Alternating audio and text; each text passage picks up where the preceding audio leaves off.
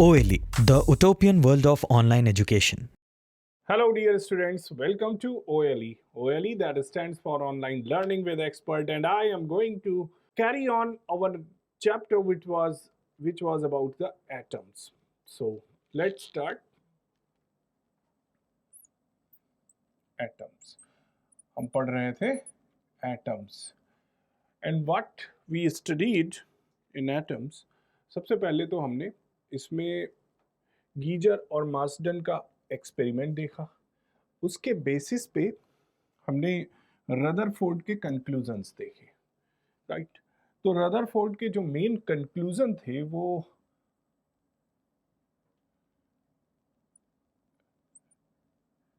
Rutherford's conclusion,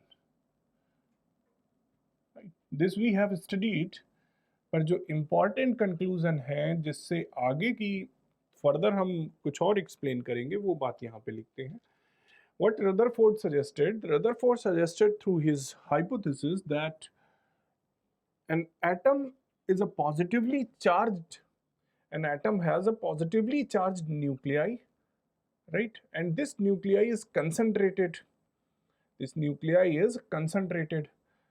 और जो atom का साइज होता है वो न्यूक्लियाई उसके साइज से बहुत कम होता है। अगर हम इनके अकॉर्डिंग कहें तो एटम्स साइज क्या है, 10 टू पावर -10 मीटर, राइट। और न्यूक्लियाई का साइज क्या है,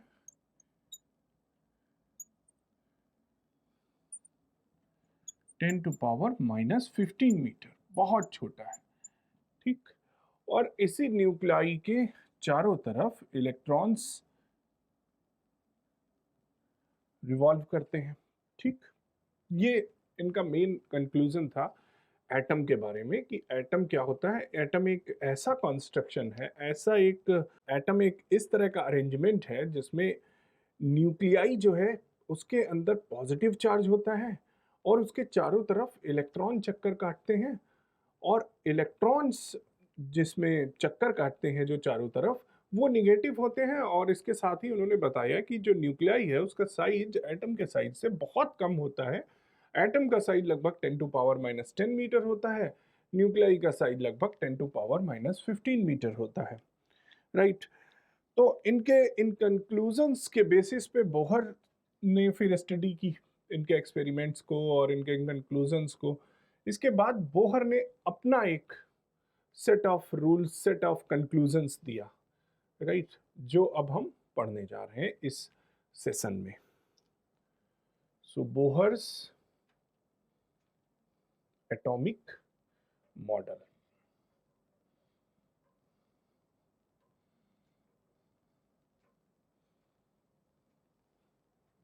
नाइनटीन 13 के करीब इनका बोहर का एटॉमिक मॉडल आया, और इन्होंने जो कहा, कंक्लूजन दिए, जो मेन पॉइंट्स हैं बोहर के एटॉमिक मॉडल के, उस पर डिस्कशन करते हैं हम। तो सबसे पहली बात इन्होंने कही, अच्छा, बोहर का एटॉमिक मॉडल जानने से पहले क्या हम ये जान सकते हैं कि रदरफोर्ड के मॉडल में कमियां क्या थी? What was the deficiencies in the Rutherford's atomic model, जिस वजह से बोहर को दोबारा से, मतलब काफ़ी पॉइंट्स पे उन्होंने एग्री भी किया, पर कुछ पॉइंट्स पे डिसएग्री भी थे। उन पॉइंट्स को उन्होंने दोबारा फिर से अपने अकॉर्डिंग सजेस्ट किया, राइट। तो पहले देखते हैं कि वो कौन से पॉइंट थे जो रदरफोर्ड के मॉडल में जो एक्सेप्टेड नहीं थे, जो एक्सप्लेन नहीं हो पाए, यानी उन पॉइंट्स के बेसिस पे मॉडल फेल कर गया। वो पॉइंट्स कौन से थे? तो पहला तो ये था कि जो रदरफोर्ड ने अपना मॉडल दिया उसके अकॉर्डिंग जो एटम है वो स्टेबल नहीं है। एटम इज नॉट स्टेबल, मतलब ये रदरफोर्ड ने नहीं कहा, लेकिन जो रदरफोर्ड ने मॉडल सजेस्ट किया, अगर उसको पूरी तरह से हम एक्सेप्ट कर लें, then according to that model atom will be not stable. क्यों कह रहे हैं हम ऐसा? ऐसा क्यों कह रहे हैं कि एटम स्टेबल नहीं होगा?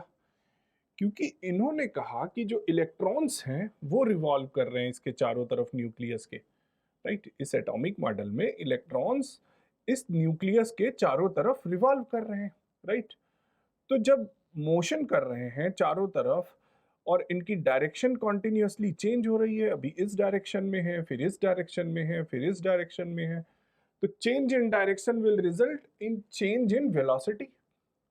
भाई डायरेक्शन चेंज हो रही तो वेलोसिटी भी चेंज हो रही होगी, और अगर वेलोसिटी चेंज हो रही है तो एक्सेलरेशन होगा, है ना भाई। वेलोसिटी अगर चेंज हो रही है, if the velocity is continuously changing as the direction is changing, then there will be change in velocity, and due to change in velocity there will be acceleration। यानी अब ये क्या हो गया, एक्सेलरेटेड चार्ज, है ना, accelerated charge. Okay, and what we know that accelerated charge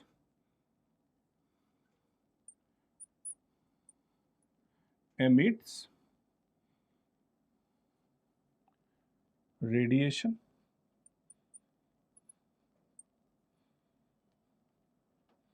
यानी जो एक्सेलरेटेड चार्ज होगा वो लगातार रेडिएशन एमिट करेगा, यानी उसकी एनर्जी कम होती जाएगी, एनर्जी कम होती जाएगी। ये जो चार्ज है इसके चारों तरफ घूम रहा है, ये radiation, since this is accelerated charge, इसलिए ये रेडिएशन प्रोड्यूस करेगा और एनर्जी अपनी लॉस करता जाएगा। जैसे जैसे एनर्जी लॉस होगी ये जाके किसी पॉइंट पे इस न्यूक्लियस से स्ट्राइक कर जाएगा।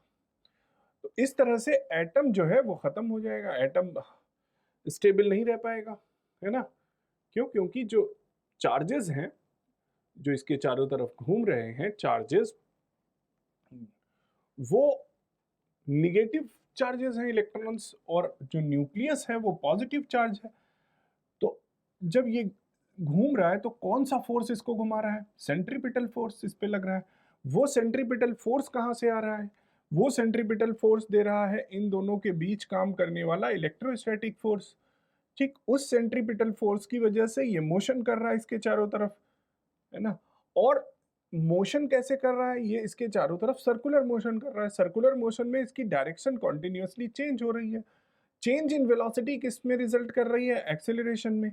और accelerated charge particle radiation produce करता है। रेडिएशन मतलब एनर्जी लॉस होती है उसमें। जो एनर्जी लॉस होती जाएगी तो कहीं ना कहीं जाके ये इलेक्ट्रॉन इसके न्यूक्लियस से स्ट्राइक कर जाएगा और एटम जो हमने अभी तक समझा था वो पूरा खत्म, राइट। तो पहला पॉइंट जहां पे ये फेल हुए वो यहां पे फेल हुए कि इन्होंने कहा कि ये जो इलेक्ट्रॉन्स हैं जो इसके चारों तरफ इलेक्ट्रॉन रिवॉल्व कर रहे हैं, इनका कोई एक फिक्स्ड ऑर्बिट नहीं है, ये बस चारों तरफ रिवॉल्व कर रहे हैं, है ना। और जब रिवॉल्व कर रहे हैं तो रेडिएशन प्रोड्यूस कर रहे हैं, और रेडिएशन कर रहे हैं तो भाई जाके स्ट्राइक कर जाएंगे न्यूक्लियस से। तो एटम जो इन्होंने मॉडल सजेस्ट किया उसके according atom was not stable, stable नहीं था। दूसरा ड्रॉबैक क्या था, एक और ड्रॉबैक, पहला तो ये ड्रॉबैक हो गया कि इस मॉडल के अनुसार atom was not stable. What was the second drawback, second drawback ये था कि रदरफोर्ड का जो मॉडल था, Rutherford was not able to explain the concept of discrete wavelength, discrete spectrum wavelength, right? So he was not able to explain the concept of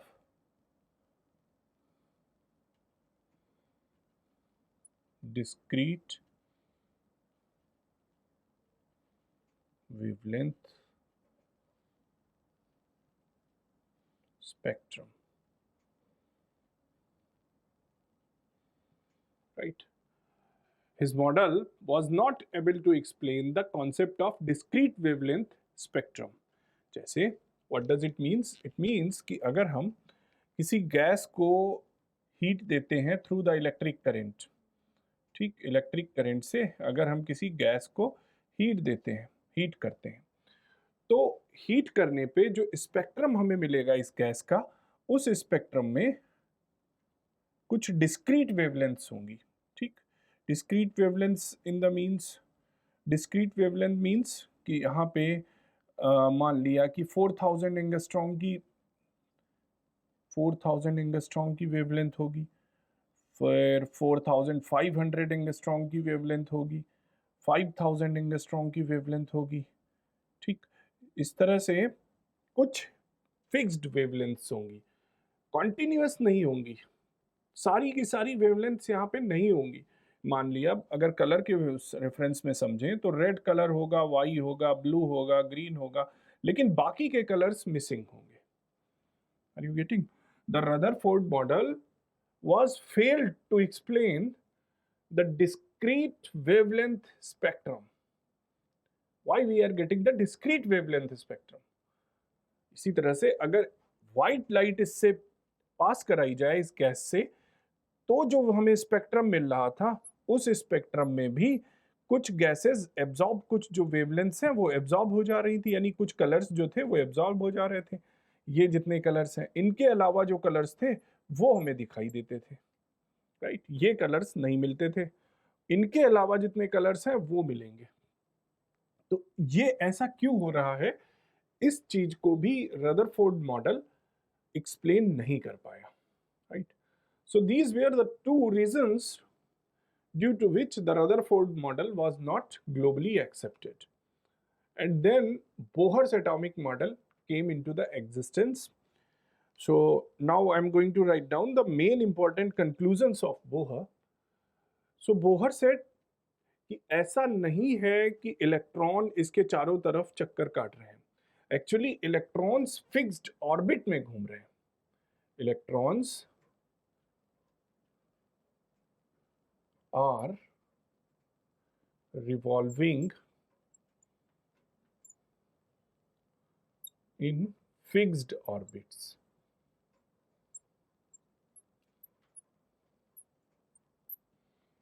ठीक, एक उनका fixed orbit है, उसी में वो रिवॉल्व कर रहे हैं, ठीक। जैसे कौन से, जिनको हम स्टेशनरी ऑर्बिट्स भी बोलते हैं, जिनको हम स्टेशनरी ऑर्बिट्स भी बोलते हैं, जैसे के एल एम एन, इस तरह से ऑर्बिट होते हैं ना डिफाइन। तो इलेक्ट्रॉन्स जो है ऑर्बिट्स में टहलते हैं, ऑर्बिट्स में मोशन करते हैं, रिवॉल्व करते हैं, ऐसा नहीं है कि कहीं भी हो, ठीक। तो electrons revolve in definite orbits known as stationary orbits, okay. जैसे K L M N for example, K L M N ये ऑर्बिट्स के नाम होते हैं, पढ़े होंगे आपने केमिस्ट्री में, राइट। फिर दूसरा पॉइंट इन्होंने कहा, क्या कहा कि ऐसा नहीं है, electrons do not emit any radiation, और ये ऑर्बिट्स में कोई रेडिएशन एमिट नहीं कर रहे हैं, कोई एनर्जी लॉस नहीं कर रहे हैं, ठीक। और अगर ऐसा कर रहे हैं, if they emit or gain energy, then they will not remain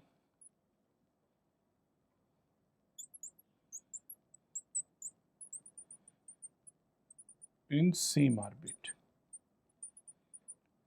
अगर उनको कहीं से एनर्जी मिली या उन्होंने एनर्जी लॉस की तो एनर्जी चेंज हो जाएगी, और इलेक्ट्रॉन्स की एनर्जी चेंज होते ही उनका ऑर्बिट भी चेंज हो जाएगा। Why? Point number 4, the electrons have same energy level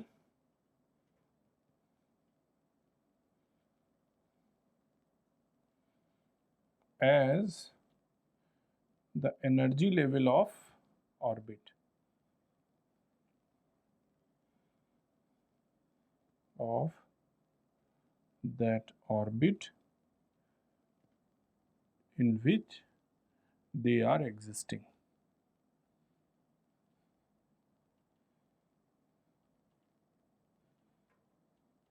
Are you getting this? क्या बताया मैंने कि electrons do not emit any radiation. Bohr ने कहा कि पहली बात तो इलेक्ट्रॉन कोई रेडिएशन करते ही नहीं है. ठीक, अपने एक फिक्स्ड ऑर्बिट में वो रिवॉल्व करते हैं. उनकी स्टेबल एनर्जी होती है. हर एक ऑर्बिट की एनर्जी फिक्स्ड होती है और जितनी उस ऑर्बिट की एनर्जी होगी उतनी ही एनर्जी वाले इलेक्ट्रॉन्स उस ऑर्बिट में रिवॉल्व करेंगे, एग्जिस्ट करेंगे. अगर ऐसा नहीं हो सकता है कि ऑर्बिट की एनर्जी x है और इलेक्ट्रॉन की एनर्जी y है और दोनों एक ही जगह पे हैं, ऐसा नहीं है. अगर x है ऑर्बिट की एनर्जी तो x ही होगी जिन इलेक्ट्रॉन्स की एनर्जी, वही इलेक्ट्रॉन उस ऑर्बिट में होंगे. ठीक. दूसरी बात इन्होंने कही कि अगर ऐसा नहीं होता है, अगर इलेक्ट्रॉन्स ने एनर्जी लॉस की या एनर्जी गेन की, एमिट की या गेन की, तो अब उनकी एनर्जी में चेंज होगा और जैसे ही एनर्जी में चेंज होगा तो वो उस एनर्जी वाले लेवल वाले में चले जाएंगे जो एनर्जी अब उनके पास है. मतलब जैसे मान लो लेवल 4 में थे, लेवल 4 में उनको x एनर्जी, लेवल 4 की जो एनर्जी लेवल था वो x था.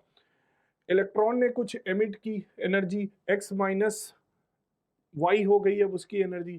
तो जैसे ही x माइनस वाई होगी अब इलेक्ट्रॉन उस ऑर्बिट में चले जाएगा जिस ऑर्बिट की एनर्जी x माइनस वाई है. राइट. उस ऑर्बिट में नहीं रह सकता, x ऑर्बिट वाले में नहीं रह सकता. जैसे ही वो y एनर्जी एमिट करेगा तो x माइनस वाई वाले ऑर्बिट में चला जाएगा. राइट. ये इन्होंने बताया. मतलब जो स्टेबिलिटी है उसको पूरी तरह से डिफाइन कर दिया. पहला तो ये इन्होंने क्लियर कर दिया कि रेडिएशन होता ही नहीं है. जो रिवॉल्व कर रहा है वो एक फिक्स्ड ऑर्बिट में रिवॉल्व कर रहा है. ठीक, फिक्स्ड ऑर्बिट में रिवॉल्व कर रहा है और हर एक ऑर्बिट की एक स्टेबल एनर्जी लेवल है. Okay, one more point. So next point is that electron can revolve only in that orbits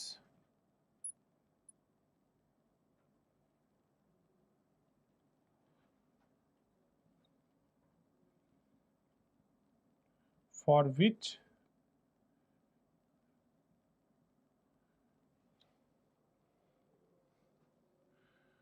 the electrons can revolve only in that circular orbits for which the angular momentum, for which orbital angular momentum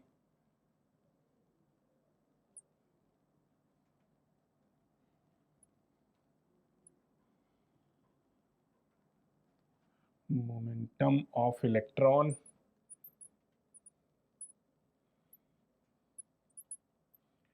is integer multiple of